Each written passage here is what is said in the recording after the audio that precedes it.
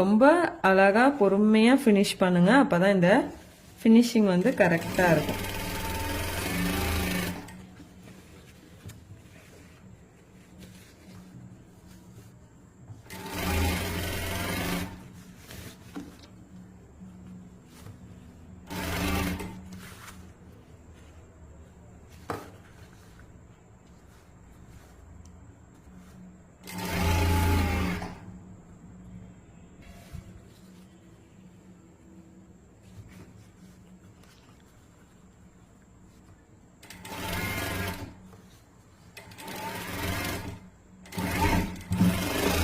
அவ்வளோதான்.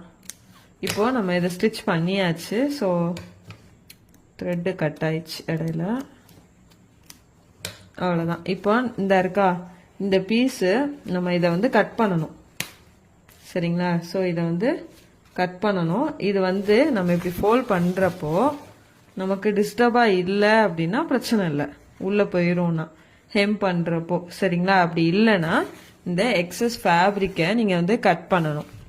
அதாவது எங்கே கட் பண்ணணும்னா இந்த தையலுக்கு பக்கத்தில் வரைக்கும் இதை மட்டும் ஓப்பன் பண்ணி வச்சு இந்த இடத்த வந்து கட் பண்ணிட வேண்டியதுதான். சரிங்களா? தெரியுதா? ஸோ அதுக்கு தான் நம்ம மேலே தையல் போட்டோன்னா இந்த இடத்துல கட் பண்ண நமக்கு ஈஸியாக இருக்கும். ஸோ ஃபுல்லாக நம்ம வந்து கட் பண்ண வேண்டியதுதான். சப்போஸ் ஹெம் பண்ணலை அப்படின்னா நீங்கள் டைரெக்டாக இப்படி மடக்கி இந்த ப்ரெஷர் ஃபுட்டு இருக்குல்ல, இந்த சிங்கிள் ஃபுட்டு இந்த சைடில் இந்த அளவுக்கு மட்டும் வச்சு நம்ம இதை இப்படியே வந்து தையல் போட்டு எடுத்துட வேண்டியதுதான்.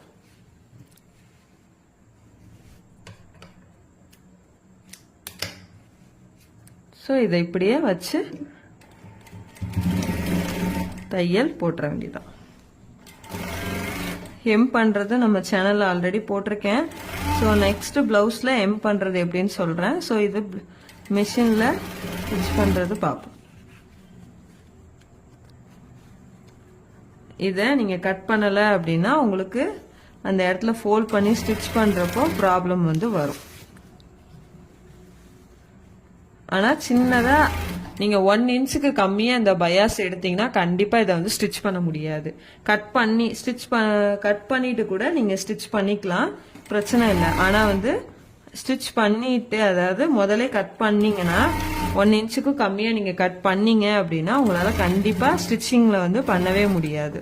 ஸோ 1 இன்ச் கண்டிப்பாக இருக்கணும், அப்போ தான் வந்து ஸ்டிச்சிங்கே பண்ண முடியும்.